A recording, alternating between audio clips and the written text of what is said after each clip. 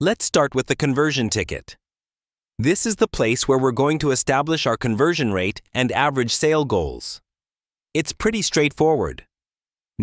Next, we'll see the projected revenue collection on a percentage basis.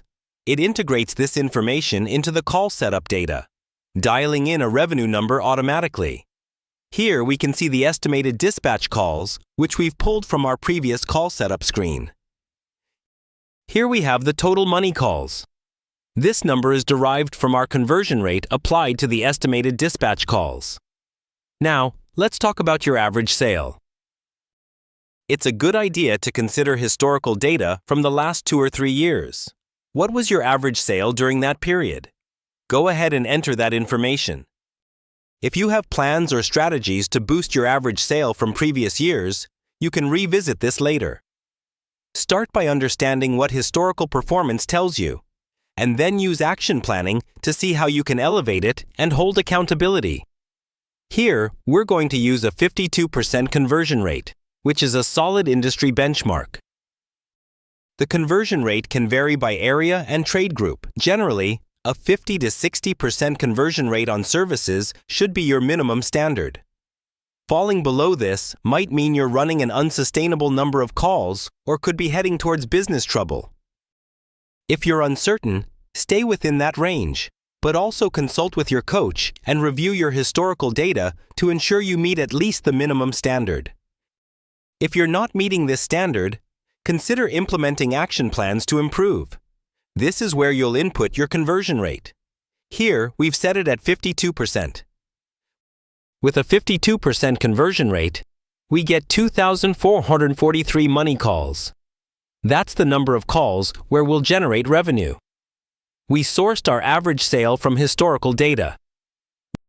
Remember, this calculation excludes equipment sales if you have selling technicians. You'll need to separate that data out.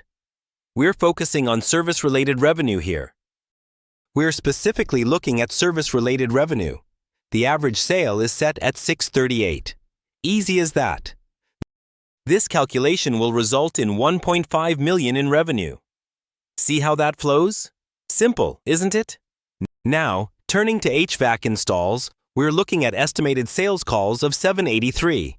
Here, we're also using a 52% closing ratio. This closing ratio could vary. Marketing leads might have a lower percentage, while tech-generated leads should yield a higher percentage. Use historical data to blend these percentages and find your average closing ratio. This gives you the baseline number you can use here. It requires some back-end work. If you need assistance in figuring this out, feel free to reach out. We've sold 407 out of 783 money calls. The average sale is 9,102, which is considered low for today's standards. Review your historical data on equipment sales and enter that information. Consider multiple years of data, not just recent months. We need a comprehensive data set to account for seasonality. This will calculate your total revenue for the year. It's quite straightforward. I've used some data here as an example. Feel free to ignore that example. You can definitely add more formulas or notes once you have your version. This template is yours.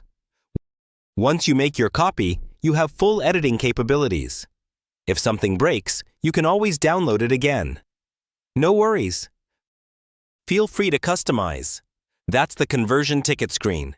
If you have any questions, reach out to me. I'll catch you in the next session, all right?